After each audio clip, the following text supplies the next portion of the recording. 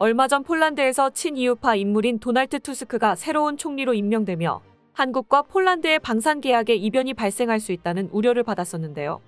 이번 총리를 내놓은 폴란드 야권연합에서 임시정부가 체결한 계약은 무효가 될 수 있다면서 10월 15일 총선 이후 이루어진 방산 계약이 무효화할 수 있다는 가능성을 언급했었기에 불안감은 더욱 커져갔었습니다. 그런데 정권 교체 직후인 지난 14일 폴란드의 새로운 국방차관 체자리 톰치크가 국방계약은 감사를 받게 되겠지만 무기 구매 측면에서는 아무것도 변하지 않을 것이며 기껏해야 더 많은 장비가 있을 것이라고 발표했습니다. 이는 지난 정권의 계약을 검토하긴 하겠지만 무기 구입 규모를 줄이지는 않을 것이며 오히려 추가 계약이 있을 수도 있다는 걸 뜻하는데요. 동시에 한국은 중요한 파트너라며 한국과의 방산 계약을 이어나갈 의지를 보여주었습니다. 총선 직전에는 표를 얻기 위해 기존 정권의 국방 정책에 강하게 반대하고 정권이 교체만 되면 모든 걸 다 갈아엎어버릴 것처럼 말하던 폴란드 야당이지만 막상 정권을 잡고 나니 기존 정책에서 큰 변화는 없을 것이란 걸 강조하고 있는데요. 이러한 태도 변화에는 한국이라는 거대한 경제, 방산 파트너를 놓칠 수 없다는 것과 금세 끝날 줄 알았던 러시아와의 대치 상황이 향후 수십 년은 이어질 수 있다는 불길한 예측이 나왔기 때문으로 분석되고 있습니다. 최근 중국과 러시아 군용기 6대가 동시에 한국 방공식별구역에 진입한 뒤 이탈하는 사건이 벌어졌었는데요.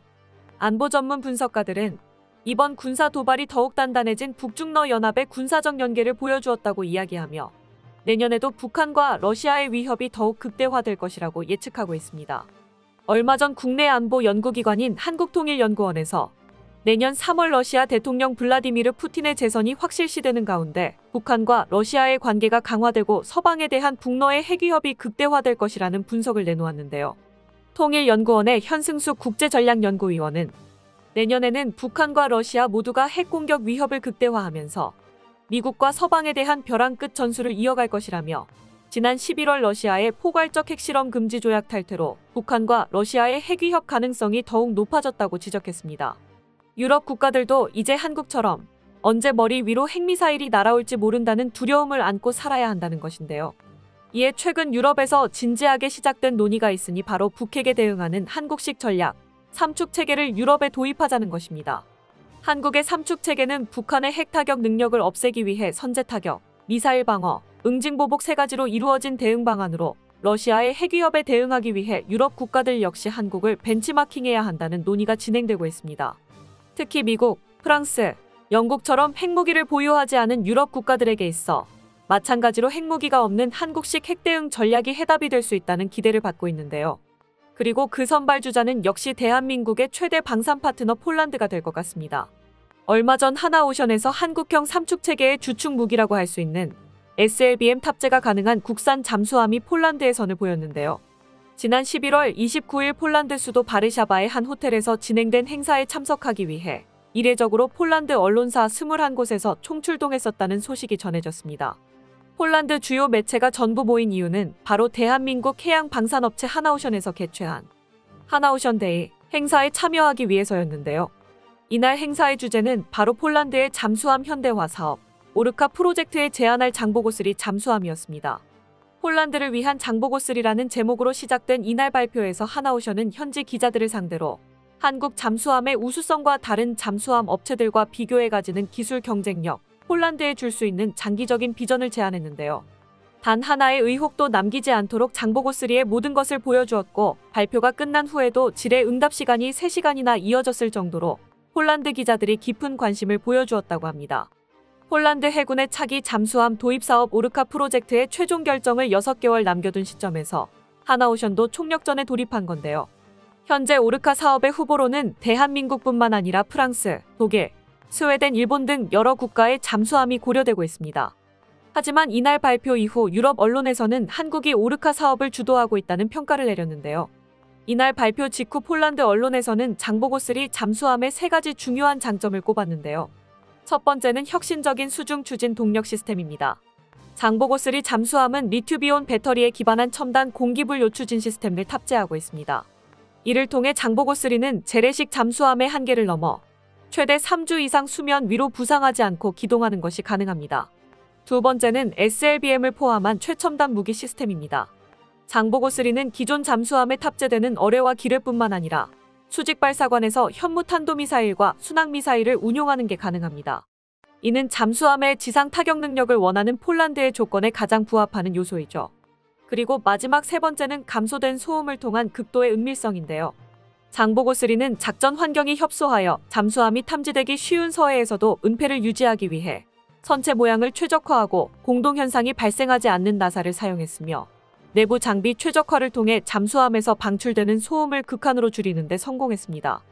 여기에 국내에서 개발된 음향 무반향 코팅 체계 UAT-1K까지 적용하며 디젤 잠수함 중에서 가장 은밀한 잠수함이 될 수 있었죠. 그런데 한 가지 폴란드에서 한국 잠수함에 대해 우려하는 부분이 있었으니 장보고3가 너무 크다는 것입니다. 장보고3의 배수량은 3,600톤으로 동급 잠수함 중에서도 거대한 크기를 자랑하는데요. 잠수함의 크기가 클수록 더 많은 무기를 탑재하고 더 작전 시간을 보장하기에 크면 클수록 좋다고 할 수 있지만 문제는 폴란드가 잠수함을 투입할 바다가 발트해라는 점에 있습니다. 폴란드의 작전 해역인 발트해의 평균 수심은 고작 55m 정도로 대양을 끼고 있는 국가들에 비해 극히 제한된 심해 작전 환경을 가지고 있습니다. 폴란드 군사 매체에서도 다른 후보들에 비해 한국 잠수함의 크기가 크고 길이도 15m 이상 길다며 발해의 얕은 수심과 안전 수심도를 고려해 기동성 저하, 피탑 능력 저하에 대한 우려가 나오고 있다고 지적했었습니다. 하지만 장보고3는 이미 폴란드의 작전 환경보다 더 극한의 환경에서 운용 테스트를 통과한 잠수함인데요.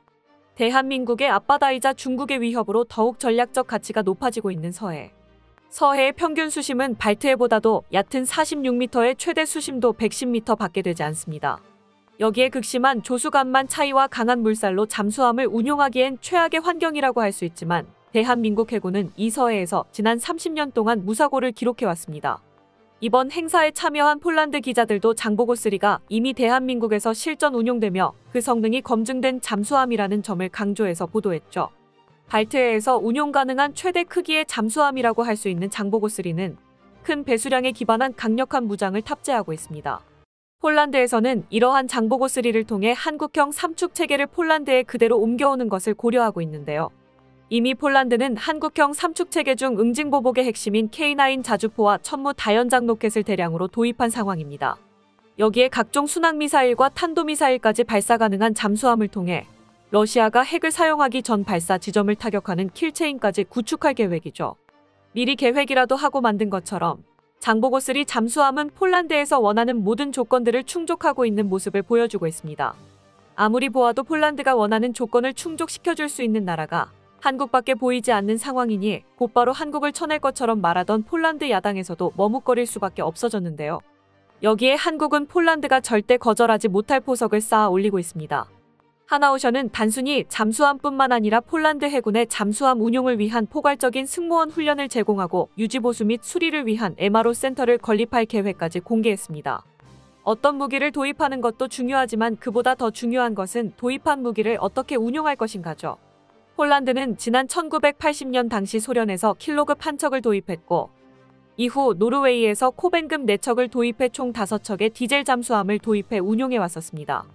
그러나 심각한 노후화로 코벤급 4척은 전량 퇴역한 상황이고 킬로급 한 척이 남아있지만 이 역시 소련 시절에 개발된 50년이 다 돼가는 잠수함이기에 폴란드 해군이 최신 잠수함을 운용한 경험은 아예 없다고 할 수 있습니다.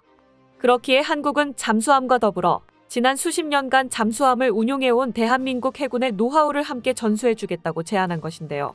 1991년 대한민국 최초의 잠수함 장보고함을 도입한 이래로 국제해군 연합훈련에 참가해 수많은 가상 적함을 격침하며 한국 해군의 우수한 잠수함 운용 능력을 증명해 왔었습니다. 특히 림팩 2004에서는 장보고함으로 미 항공모함 한 척을 격파하는 기록을 세우기도 했었죠. 그리고 오랜 경험으로 쌓은 노하우를 활용하기 위해 지난 2013년부터 외국군을 대상으로 잠수함 운용 기술과 지식을 교육하는 국제잠수함 과정을 개설하여 운영해 왔는데요. 지난 10년 동안 말레이시아, 베트남, 아랍에미리트, 튀르키예 등 10개국에서 파견된 86명의 외국군이 해당 교육을 수료받았었습니다.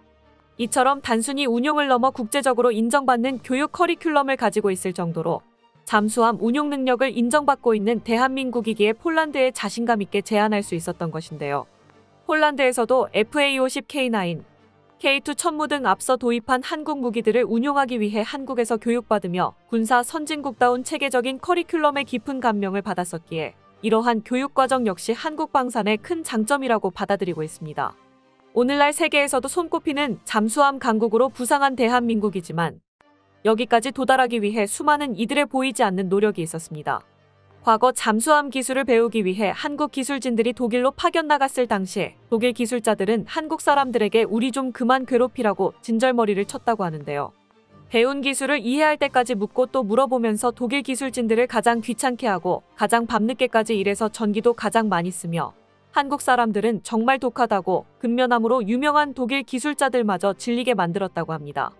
대한민국의 미래를 만들기 위해 지금도 구슬땀을 흘리고 있을 방산 역군들에게 박수를 보내며 새로운 소식으로 찾아뵙도록 하겠습니다. 끝까지 시청해주셔서 감사합니다. 도움이 되셨다면 좋아요를, 다른 이야기도 궁금하시면 구독을 눌러주세요.